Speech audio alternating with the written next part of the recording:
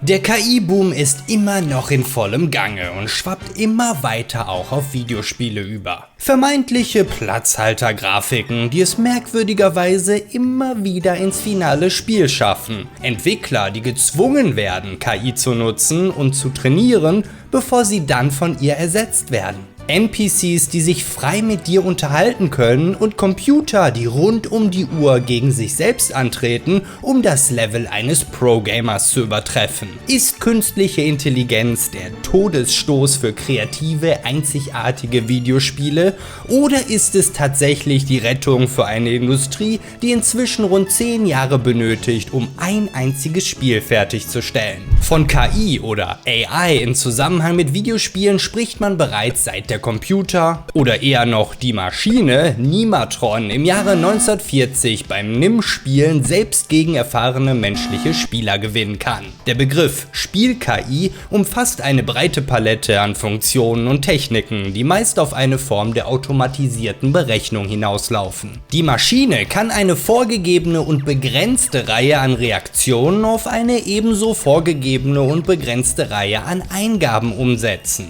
1972 reagiert die Gegner-KI von Pong auf die Bewegung des Balls. 1980 entscheiden die 4 Geister in Pac-Man, ob sie den Spieler jagen oder vor ihm fliehen wollen. Mit der KI des extra dafür gebauten IBM Deep Blue Computers kann 1997 sogar der Schachweltmeister Garry Kasparov geschlagen werden. Und die seit The Elder Scrolls Oblivion eingesetzte Radiant AI von Bethesda ermöglicht ihren NPCs das Treffen von unabhängigen Entscheidungen innerhalb vordefinierter Parameter. So hat ein Charakter beispielsweise um 2 Uhr an einem bestimmten Ort Mittag zu essen, doch es steht dem im Hintergrund arbeitenden Algorithmus frei, wie dieses Ziel erreicht wird. 2013 revolutioniert The Last of Us das frustrierende Begleitersystem und programmiert für Ellie eine KI, die bestimmt, dass sie nah bei Joel bleiben muss, ihn begrenzt im Kampf unterstützen soll und zusätzlich noch mit dedizierten Animationen und Dialogen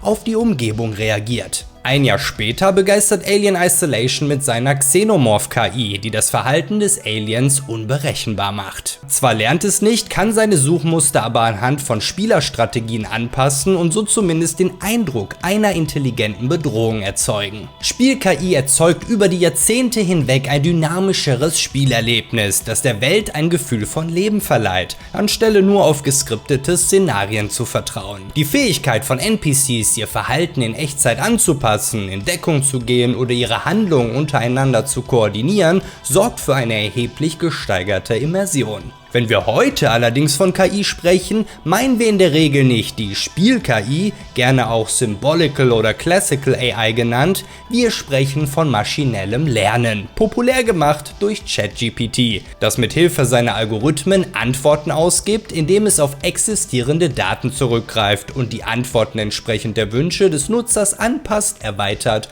oder näher erklärt. Das gibt es auch im Videospieleumfeld, dominiert durch 2 Untergruppierungen: Deep Learning und generative KI. Bei Deep Learning sprechen wir von komplexen neuralen Netzwerken, wie beispielsweise die AlphaStar KI, die von Googles DeepMind-Abteilung programmiert wurde, um StarCraft 2 spielen zu können. Dafür stellt man der Software Videomaterial der besten StarCraft-Spieler zur Verfügung und lässt sie auch gegen sich selbst antreten, um zu lernen. Das ermöglicht der AlphaStar KI, den Profi-Status zu übertreffen und zum sogenannten Grandmaster in StarCraft zu werden. Den Prozess des Lernens kann man auch live auf Twitch verfolgen, wo RL Jim gegen sich selbst in Rocket League antritt. Die KI-Bots studieren das Gameplay von menschlichen Profis und verfeinern es dann im Spiel gegeneinander. Einer der Bots muss zunächst 10.000 Stunden von Supersonic Legend Gameplay ansehen, dem höchsten Rang im Spiel. Die neueren MotoGP-Spiele machen Gebrauch von Anna, dem Artificial Neural Network Agent. Das zuvor mit über 200.000 simulierten Rennen trainierte Deep Learning Modell hat das Ziel, Ideallinien zu lernen, Bremspunkte und Überholmanöver zu optimieren und Fehler zu vermeiden, während es auf die Manöver des Spielers reagieren kann. Age of Empires 4 macht Gebrauch von Reinforcement Learning, einer Trial-and-Error-Methode, die in Millionen von Schlachten lernt, welche Baureihenfolge Reihenfolge die beste ist und welche Angriffsstrategien fruchten, während das Ziel ist, klassische KI-Grenzen zu übergehen und dem Computer ein menschlicheres Spielverhalten an die Hand zu geben. Nvidia stellt mit Ally Duo einen KI-angetriebenen Begleiter für PUBG vor, der ein echtes Teammitglied ersetzen soll.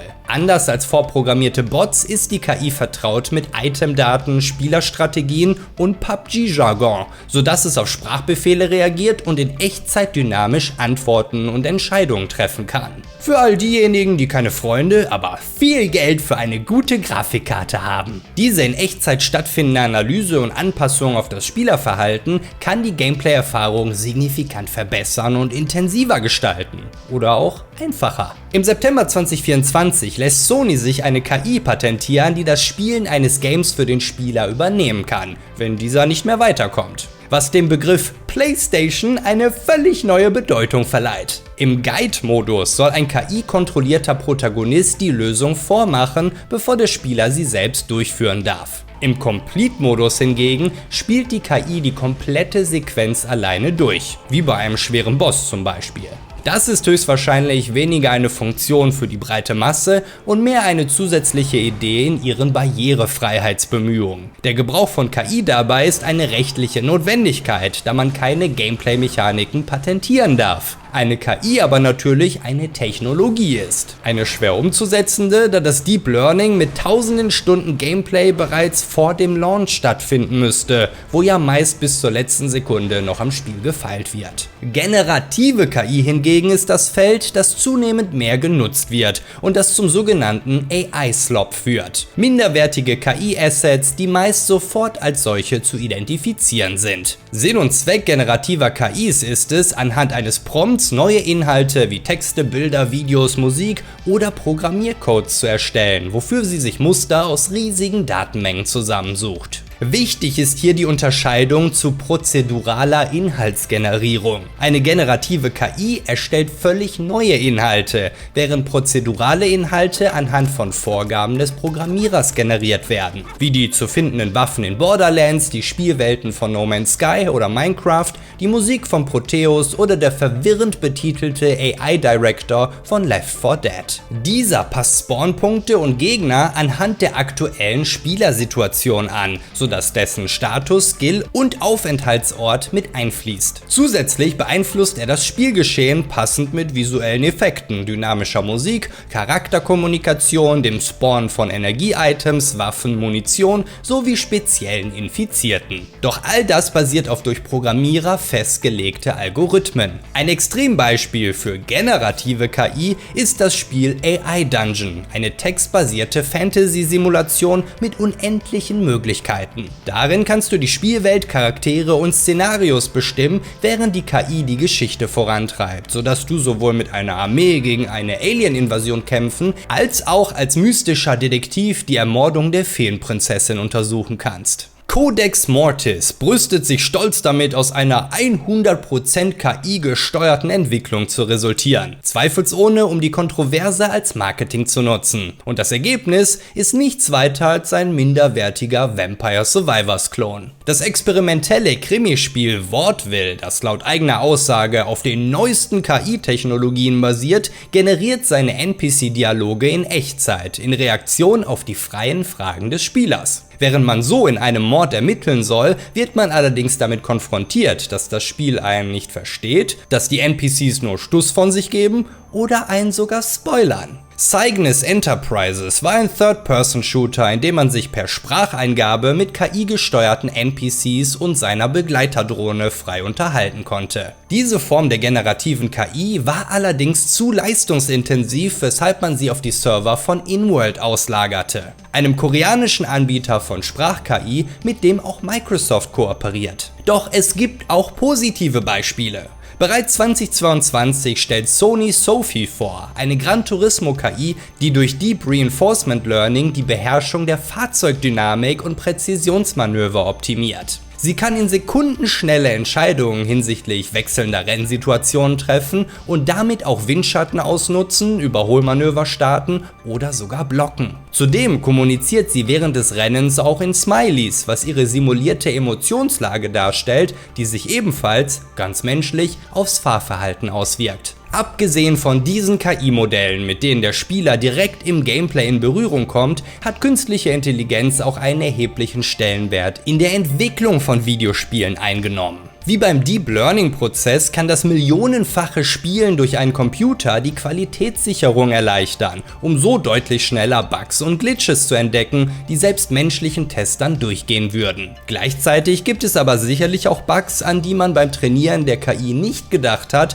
und die wiederum nur Menschen auffallen. Square Enix jedenfalls plant genau das, denn in Zusammenarbeit mit der Universität von Tokio zielen sie darauf ab, bis Ende 2027 70% von Qualitätssicherungs- und Debugging-Aufgaben mit Hilfe von KI erledigen zu lassen, um die Effizienz zu steigern und zweifelsohne um Personalkosten zu senken. Übliche AAA-Spiele beschäftigen 10 bis 20 QA-Tester in Vollzeit und holen in der heißen Phase teilweise bis zu über 250 externe Tester hinzu. EA macht's vor. Ein hochrangiger QA-Mitarbeiter bei Respawn Entertainment wurde entlassen, nachdem eine KI seine Schlüsselrolle übernimmt: das Evaluieren und Zusammenfassen hunderter Spieletests. Eine Aufgabe, die ich einer KI offen gestanden tatsächlich eher übergeben würde, als das tatsächliche Testen. Take-Two-CEO Strauss Zelnick sieht die Angst davor, dass KI-Entwickler arbeitslos macht, hingegen als viel zu aufgeblasen. Es ist ein Werkzeug wie jedes andere, das die Effizienz von Aufgaben über die Jahre mit Automatisierung gesteigert hat. Ein Spiel wie GTA 6 eines Tages allein von KI generieren zu lassen, sei ein lachhafter Gedanke. Doch obgleich das für Rockstar gelten mag, ist es bei anderen Firmen traurige Realität. Als Teil von Microsofts gewaltiger Entlassungswelle trifft es auch hunderte Mitarbeiter des eigentlich lukrativen Candy Crush-Entwicklers King. Interessanterweise genau jene Mitarbeiter, die zuvor KI-Tools ausgebildet haben, um das Leveldesign zu beschleunigen. Dasselbe gilt für das gänzlich aufgelöste Copywriting-Team. Am Ende kommt es wohl auf die Firmenpolitik an. Capcom geht einen cleveren Mittelweg und nutzt eine Kombination aus hauseigener KI und Google Gemini, um ihre Spiele nachts weiter zu testen, während die Mitarbeiter der Qualitätssicherung Feierabend haben. Außerdem werden Berichte und administrative Arbeiten an den Computer abgetreten, bevor ein Mensch sie schließlich überprüft und auswertet. Denn laut Vizepräsident der Spieleentwicklung von Capcom, Shinichi Inoue, kann selbst die beste KI nicht mit ihren Entwicklern und Designern mithalten. Auch in der Entwicklung selbst können repetitive, langweilige und vor allem zeitaufwendige Aufgaben an die KI ausgelagert werden. Teilweise ist das in Unternehmen sogar verpflichtend. Im GDC-Bericht zum Stand der Spieleindustrie 2026 gibt es Statistiken, die belegen, dass immer mehr Entwickler mit KI-Tools experimentieren und immer mehr Investoren ihr Geld in KI-Startup-Unternehmen pumpen. Entwickler geben zu Protokoll, dass die Arbeit mit KI für 35% von ihnen optional ist, dass es bei 24% keine Regelung dafür gibt, dass es 16% der Entwickler verboten ist, sie zu nutzen, wohingegen 9% gezwungen werden, damit zu arbeiten. Dead Space Creator Glenn Schofield ist damit vollkommen d'accord und ruft letztes Jahr auf der asiatischen Gamescom aus, dass die Industrie im Eimer ist und der erste Schritt, sie zu retten, ist, sich großflächig und in allen Ebenen auf KI einzulassen. KI ist nicht hier, um uns zu ersetzen. Sie ist hier, um uns schneller, besser und effizienter zu machen. Sie ist nicht nur für Directors und Artists, sie ist für Autoren und Marketingmanager. KI ist für uns alle. Im Juni 2025 liegt ein Memo der Vizepräsidentin der Entwicklerabteilung von Microsoft, die Führungskräfte dazu auffordert, Mitarbeiter anhand ihrer Nutzung von KI-Tools zu bewerten und das auch in ihre Beurteilung mit einfließen zu lassen.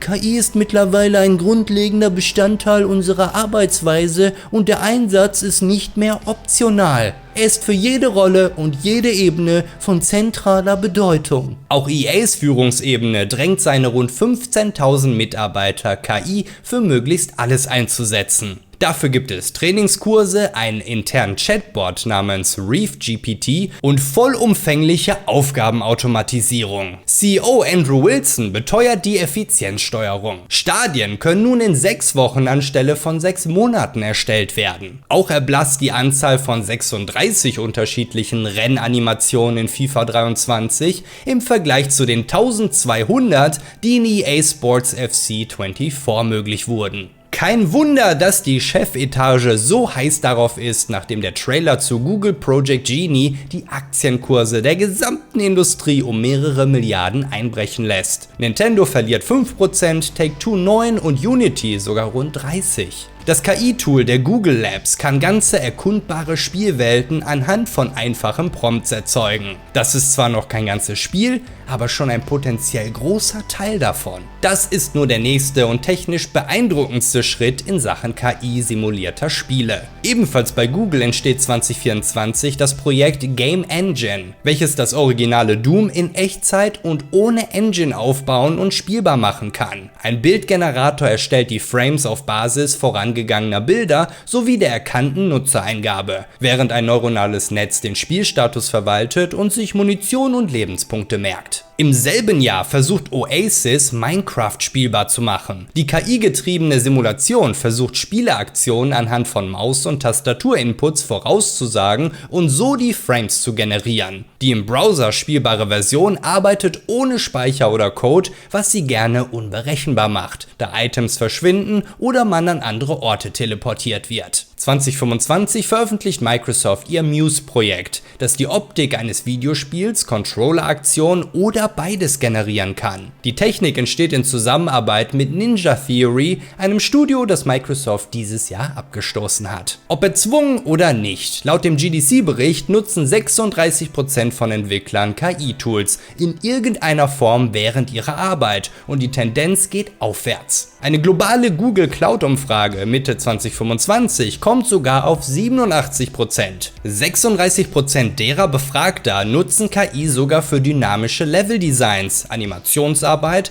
und das Schreiben von Dialogen. Laut einer Upwork-Studie erwarten 96% der Führungskräfte schließlich einen Sprung in der Produktivität ihrer Mitarbeiter, während 77% von denen dummerweise angeben, dass der Einsatz von KI ihre Arbeitslast nur erhöht. Grund dafür ist nicht zuletzt, dass man KI-Modelle in veraltete Unternehmenspraktiken integriert, anstatt das gesamte System auf erhöhte Produktivität auszurichten. Bewegungsanimationen sind ein teurer, zeitaufwendiger Prozess, der mit Motion Capturing oder viel Handarbeit verbunden ist. Gerade wenn man nachträglich noch zusätzliche Animationen braucht, kann die KI aushelfen, sodass man nicht erneut auf die Verfügbarkeit der Darsteller und des Capturing-Studios warten muss. Gerade kleine Teams profitieren von den Möglichkeiten, die künstliche Intelligenz bietet. Das Broken Sword bzw. Baphomets Fluch Remake wäre laut Aussage des Designers ohne KI überhaupt nicht stemmbar gewesen. Das Original umfasst 30.000 handgemalte Sprites auf animierten, handgemalten Hintergründen. Eine Aufgabe, die das Budget des Projekts gesprengt hätte. KI übernimmt die sogenannten In-Betweens, Zwischenbilder in Animationen, sodass nur noch Hände und Gesichter manuell nachgezeichnet werden müssen.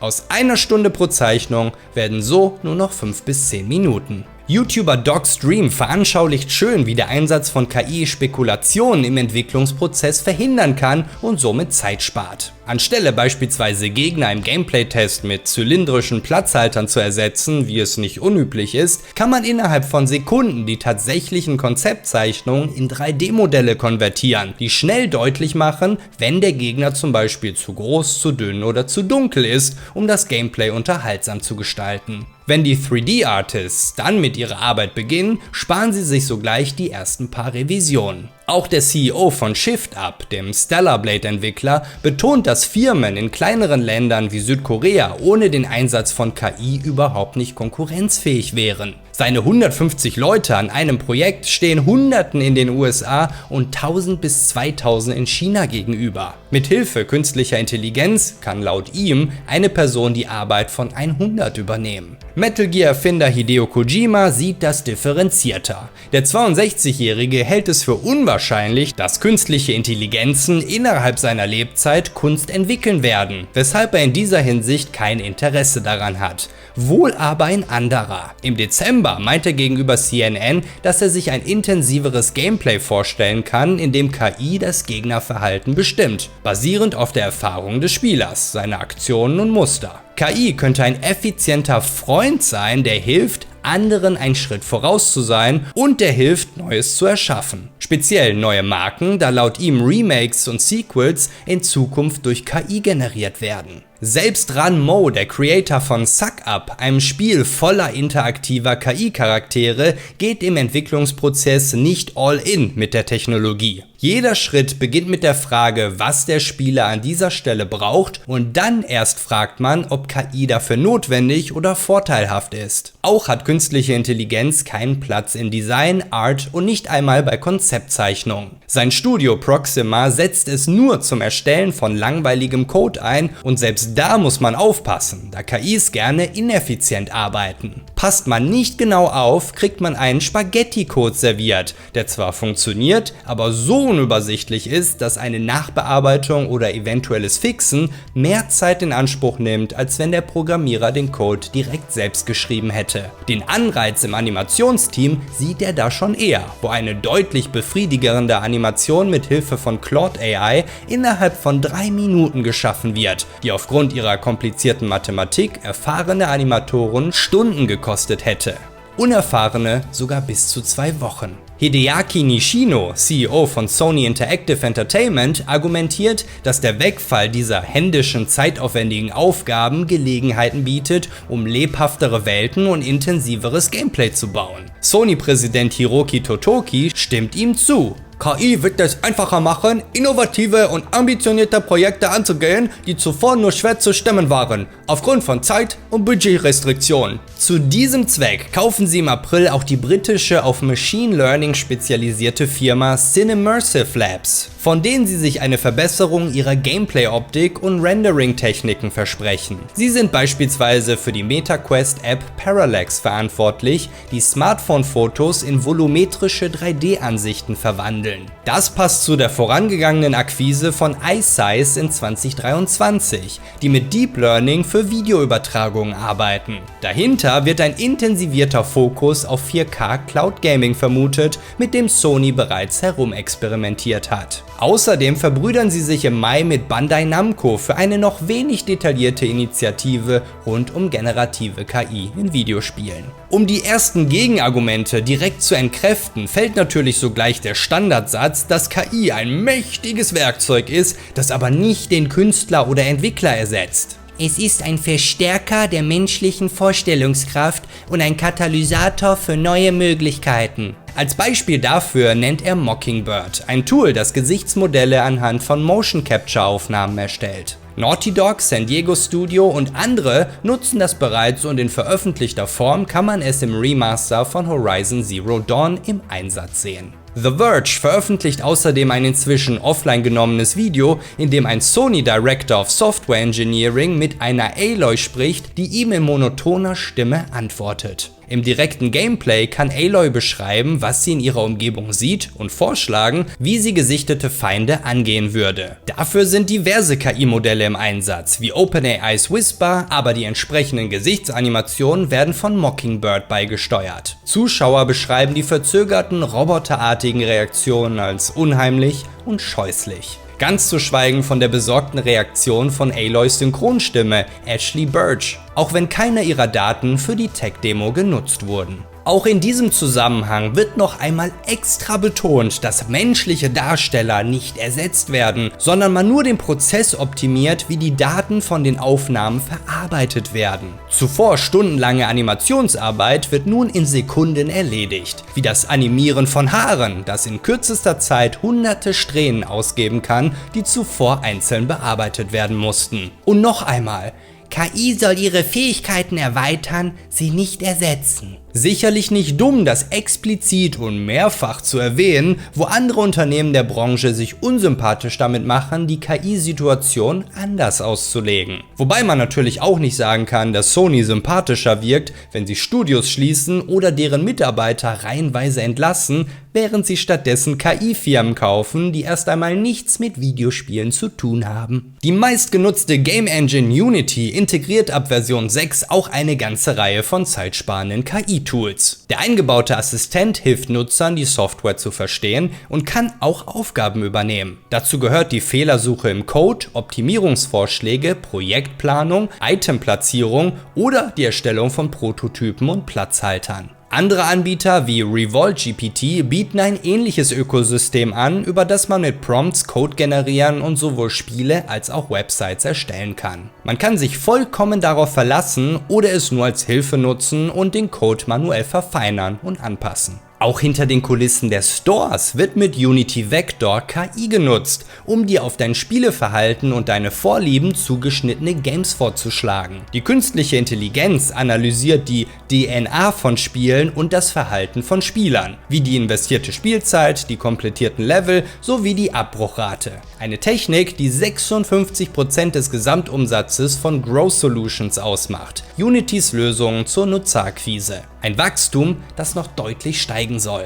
Das erinnert an das Münchener Unternehmen Brainamics, die Hirnströme bei Videospieltests messen und mit künstlicher Intelligenz auswerten. Das soll zu ehrlicheren Ergebnissen führen als beispielsweise das Ausfüllen eines Fragebogens. Gerade wenn es zu Preisgestaltung und Mikrotransaktionen kommt, zeigt die Technologie akkurat an, wo die Schmerzgrenzen von Spielern liegen. Auch Julian Togelius, Professor an der New York University, ist sich sicher, dass uns eine Zukunft bevorsteht, in der Spiele sich uns anpassen können. Sie werden eine Spielwelt generieren, von der sie wissen, dass sie dir gefallen wird. Eine futuristische Aussicht, die auch zu weit gehen kann, bis es buchstäblich unheimlich wird. Gerade in einer synchronsprecherintensiven Landschaft wie der deutschen nicht gerne gesehen, kann KI aber auch Stimmen erzeugen. Nicht auf dem emotionalen, schauspielerischen Level, das bei einer handlungsreichen Geschichte notwendig wäre, aber beispielsweise für die zahlreichen Hintergrundplaudereien von NPCs in einer Stadt, die für eine lebhaftere, immersivere Spielerfahrung sorgen. Genau zu diesem Zweck hat Ubisoft ihr Ghostwriter-Tool eingeführt. Damit werden automatisch Barks generiert, also Phrasen, die durch bestimmte Trigger ausgelöst werden. Zum Beispiel, wenn man ein Stadttor durchquert oder etwas bei einem Händler einkauft. Dieser langwierige, eintönige Arbeitsprozess wird von einer KI übernommen,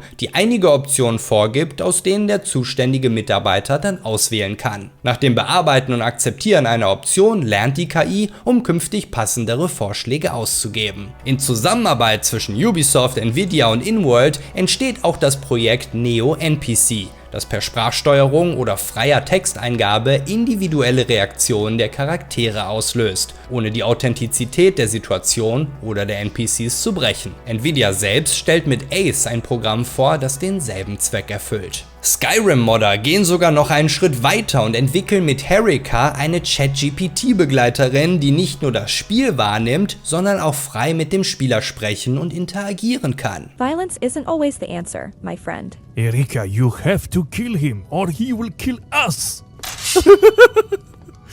Nein! Well, if it's self-defense you're concerned about, then I suppose I have no choice. Nein, bitte nicht. Prepare to face the consequences of your actions, Michael.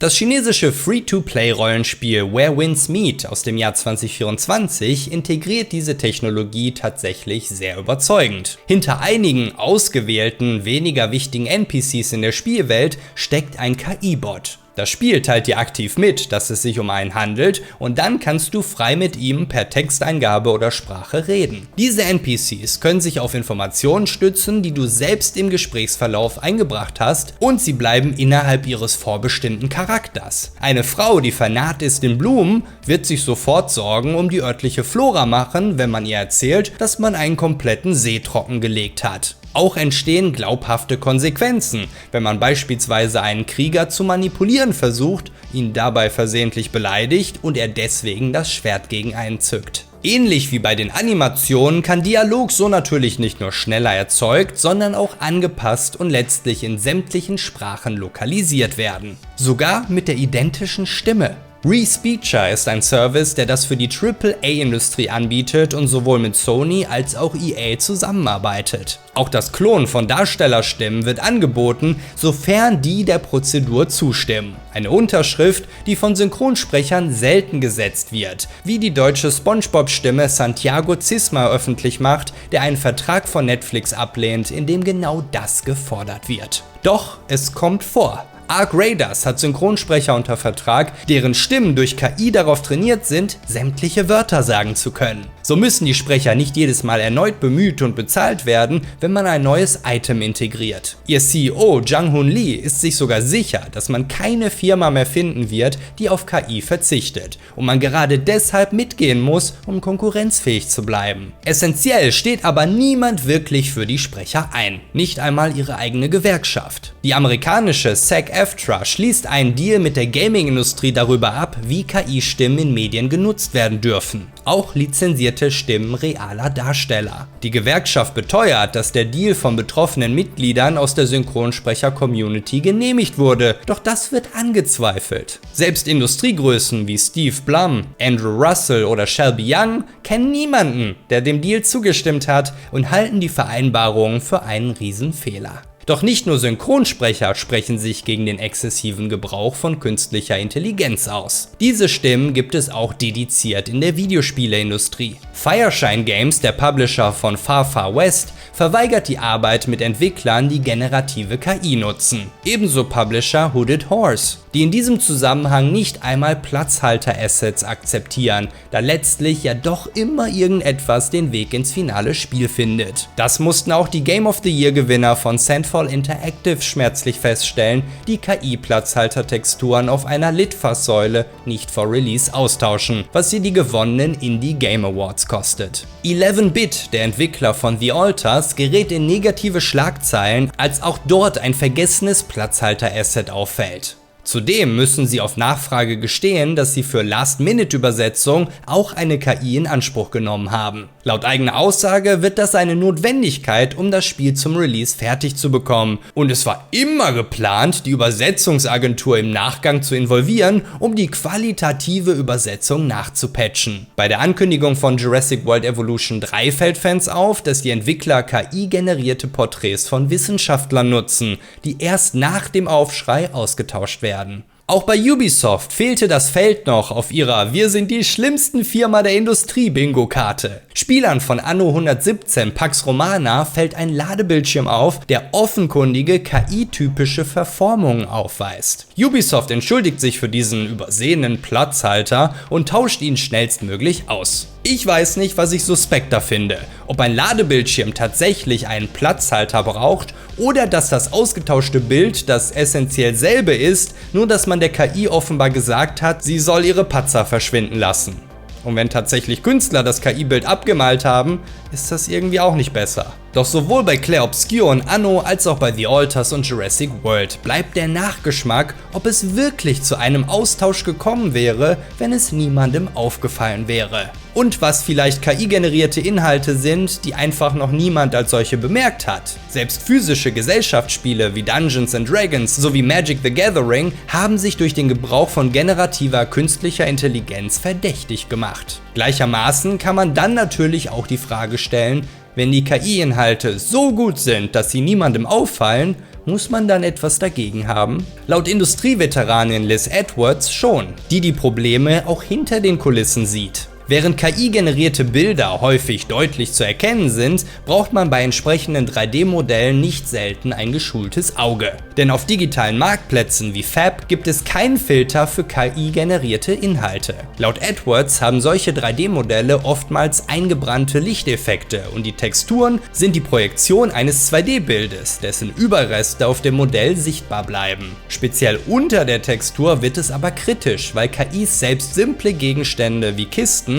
die eigentlich maximal eine Polygonzahl von 500 benötigen, unnötigerweise mit 50.000 davon ausstatten. Polygone, die alle von der Hardware berechnet und verarbeitet werden müssen, was uns wieder zu der lausigen Optimierung von Videospielen bringt, die man in der modernen Industrie oftmals beobachten muss und über die wir in diesem Video über Grafiksprünge sprechen. Abgesehen von der hohen Polygonzahl sind die Netze auch selten symmetrisch, was zur Bildung von Klumpen führt, die gerade bei lebendigen Figuren problematisch werden. Ein vernünftiges Animieren ist hier selten möglich. Die automatisch computergenerierten Elemente in Coca-Colas letzter Weihnachtswerbung auszumachen, sollte hingegen niemandem schwerfallen. Angeblich haben sie mit 100 Leuten an dem rein KI-generierten Video gearbeitet. Lediglich 2 der 11 Trucks sind identisch, manche haben 4, während andere 22 Räder haben, von der physikalisch sinnvollen Platzierung mal ganz abgesehen. Ebenso vom Drehverhalten der Räder. Laut dem zuständigen Marketingmanager hat man aber immerhin die Produktionszeit so von 12 Monaten auf 1 reduziert. Da kann man ja ruhig ein bisschen optischen Schluck auf in Kauf nehmen. Noch weniger Aufwand betreibt Activision in ihrer Werbung.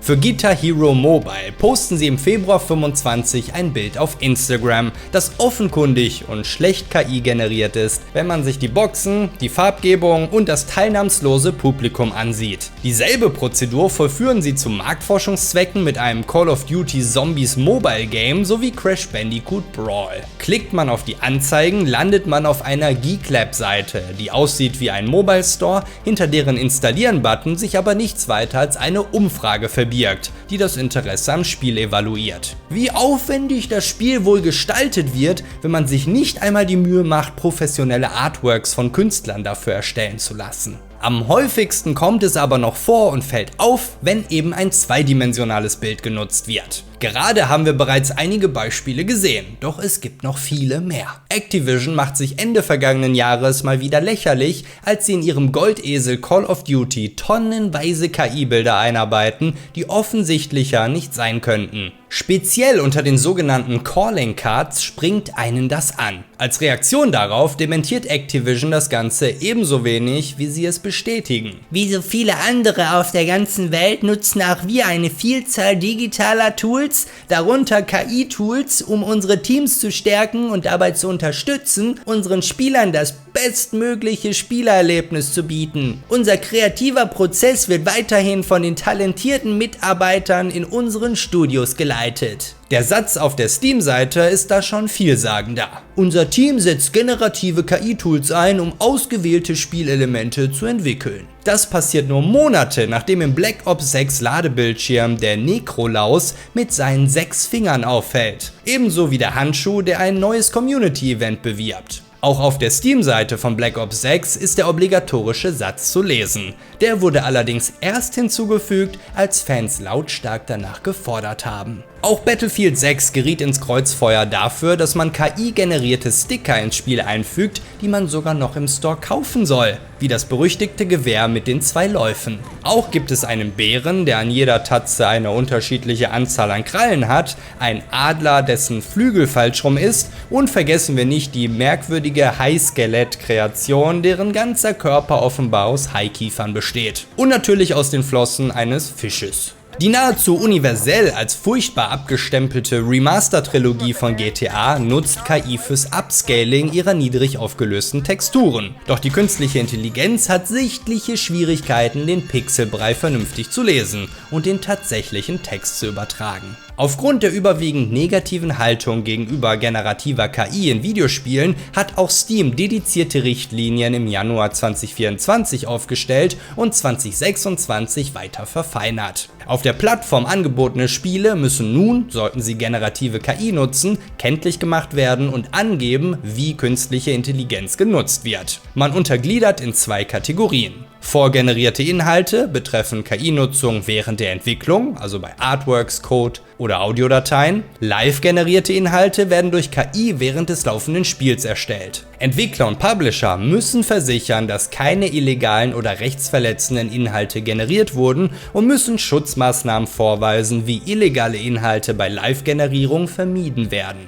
Nicht kenntlich gemachte KI-generierte Inhalte können über ein Overlay im Spiel schnell und unkompliziert an Steam gemeldet werden. Die rechtsverletzenden Inhalte in Zusammenhang mit KI-Generierung sind natürlich eine rechtliche Grauzone, zu der die Gesetzgebung noch nicht aufgeschlossen hat. Da künstliche Intelligenzen ja in der Regel auf Informationen, Bilder und Videos Dritter als Referenz zugreifen, kann man diese Daten durchaus als gestohlen und urheberrechtsverletzend auslegen. Wobei Steam-Nutzer eher besorgt darüber sind, dass es weiterhin keine Qualitätskontrolle geben und die Plattform weiterhin mit Spielen überschwemmt wird, die die Bezeichnung kaum verdienen. Eine Maßnahme, die Epic-CEO Tim Sweeney für schwachsinnig hält. Die Nutzung von KI wird so allgegenwärtig sein, dass man genauso gut abfragen könnte, welche Shampoo-Marke die Entwickler benutzen. Darüber hinaus erschwert es die Erfolgsaussichten für Entwickler enorm. Effektiv können die dann nur noch entscheiden, ob sie untergehen, weil plakatiert wird, dass sie Produktivitätstools genutzt haben, oder ob sie von einer Konkurrenz ausgestochen werden, die mit diesen Werkzeugen effizienter arbeiten kann. Auch einige Entwickler stimmen ihm zu, denn für sie ist es nahezu unmöglich, ihrer Arbeit nachzukommen,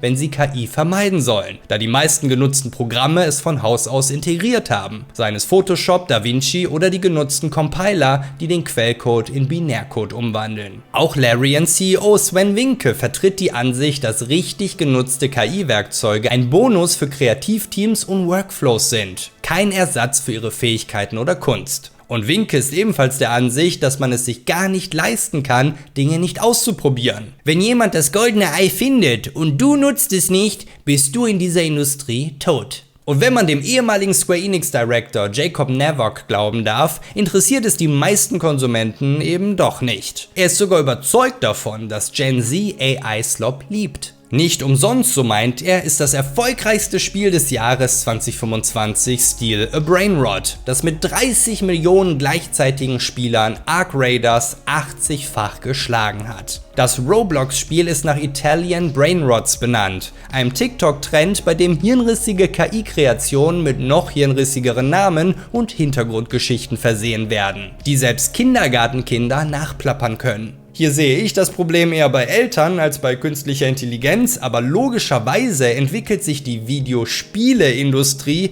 in Richtung einer neuen Generation. Und wenn die KI-Müll lustig findet, dann wird sie auch damit unterhalten werden. Damit der Kreislauf sich letztlich schließt, wird KI auch nach der Entwicklung quasi obendrauf auf das Spiel angewandt. Sony bietet auf ihre PS5 Pro PSSR an oder PlayStation Spectral Super Resolution. Ein KI-gestützter Upscaler, der niedriger aufgelöste Bilder ausgewählter Spiele in schärfere 4K-Auflösung hochrechnet. Die KI analysiert dabei einzelne Bildpixel, um ein harmonischeres Bild erzeugen und die Bildrate stabilisieren zu können. Eine ähnliche Echtzeit-Upscaling-Technologie für Computerspiele seitens Nvidia nennt sich DLSS oder Deep Learning Supersampling. Sie hat ebenfalls das Ziel, Auflösung und Framerates zu erhöhen und kann in ihrem neuesten Update sogar das Bild analysieren und vermeintlich fotorealistische Beleuchtung, angepasste Texturen sowie Gesichter dynamisch in Echtzeit generieren.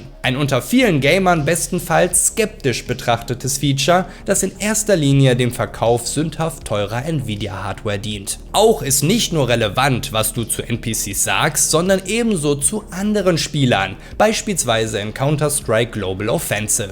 In Zusammenarbeit mit Google implementiert die Firma FaceIt schon 2019 ihre KI-gesteuerte Chatüberwachung Minerva. Die überwacht, ob Aussagen von Spielern unangemessen, rassistisch oder beleidigend sind. Bis 2020, wo die Funktion auch auf Sprachchats erweitert wird, macht Minerva in 1,5 Milliarden analysierten Nachrichten 1,9 Millionen unangemessene ausfindig. Das wiederum führt zu fast 2 Millionen verschickten Warnungen und rund 100.000 Bans. Laut ihren Statistiken kann man damit einen Rückgang von 21% solcher Nachrichten verbuchen. Doch so gut die KI auch trainiert wird, beschweren sich immer wieder Spieler, die ungerechtfertigt Konsequenzen kassieren. Auch hier werden Menschen übrigens nicht ersetzt, sondern gewissermaßen befördert. Was vorher Moderatoren waren, die unmöglich über 1 Milliarde Nachrichten überprüfen können, sind nun KI-Aufseher. Eine Überwachung hätte auch Fortnite gut getan, die Mitte 2025 einen KI-Darth Vader in ihr Spiel einfügen, mit dem man sich unterhalten kann.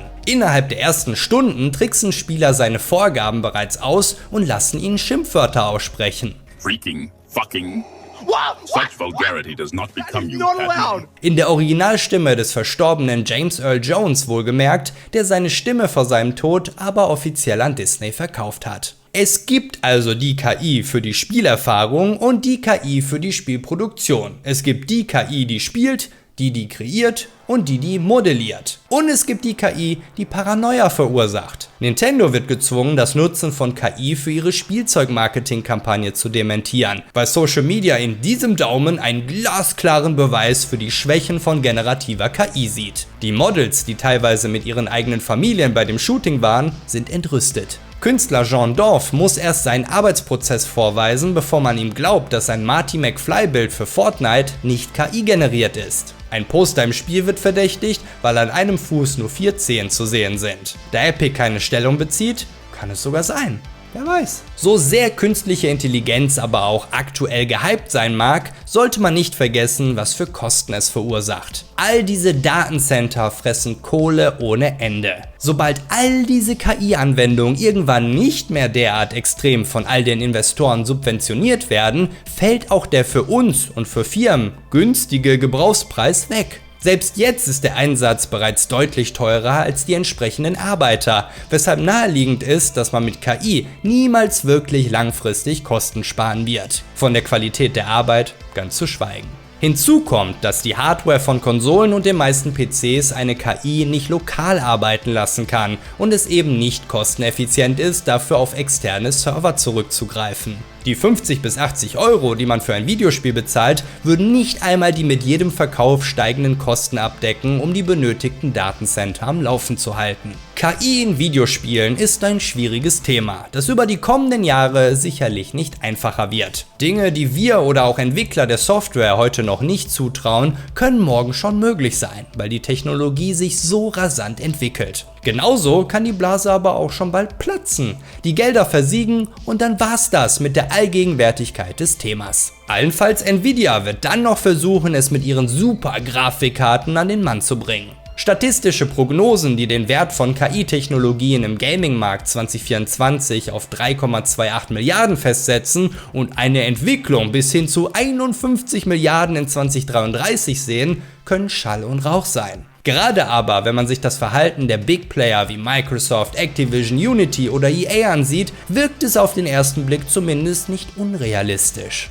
Ich bin weiß Gott kein vehementer KI-Gegner und sehe das ähnlich wie Tim Sweeney von Epic oder Sven Winke von Larian. Es sind einfach neue Werkzeuge, die richtig genutzt ihren Zweck erfüllen können, und sie aus einer Laune heraus grundlegend abzulehnen, ist einfach falsch und kann durchaus den Untergang für manche Studios bedeuten. Das Problem ist, dass bei vielen KI gleichbedeutend geworden ist mit KI-Slop oder KI-Müll. Es gibt so viele Beispiele von künstlichen Intelligenzen, die kaputte Bilder erstellen, unzuverlässige Google-Zusammenfassungen ausgeben oder mit Code und 3D-Modellen vollkommen ineffizient arbeiten. Packt man dann noch obendrauf die ganzen Entlassungswellen von den großen Unternehmen, die zweifelsohne zumindest in Teilen mit KI in Verbindung stehen, ist die negative Haltung absolut nachvollziehbar. Am Ende ist das aber eine Frage der Handhabung und des Managements. Wenn Netflix-Produktionen zunehmend verdummen, weil Drehbücher so geschrieben werden müssen, damit Nutzer parallel durch TikTok scrollen können, ohne etwas zu verpassen, dann entscheiden das Führungsebenen aufgrund von Statistiken und Zahlen. Dasselbe gilt für die Einführung von Mikrotransaktionen oder anderen Maßnahmen, die die Unterhaltungsindustrie objektiv schlechter gemacht haben. Nun kann man mit KI natürlich Bilder in sein Spiel klatschen, auf denen Menschen mit 6 Fingern zu sehen sind und diese am besten noch verkaufen. Oder man kann Dialoge von ChatGPT schreiben lassen oder KI-generierte Assets nutzen, die rund 50.000 Polygone zu viel haben und das Spiel damit unnötig aufblasen. Genauso kann man aber die Gestaltung von Prototypen beschleunigen, man kann die Feierabende der Qualitätssicherungsabteilung sinnvoll nutzen und Ressourcen freigeben, indem man stupide, zeitfressende Aufgaben an den Computer abtritt, um etwas Sinnvolles zu tun. Das sollte Spiele besser machen, nicht nur größer, als sie ohnehin schon sind. Denn gute Games sind schließlich nicht gut, weil sie unendlich sind. Einer KI zu sagen, dass auf der gesamten Map zufällig 100 Kisten verteilt werden sollen, die mindestens 1 Kilometer auseinander liegen,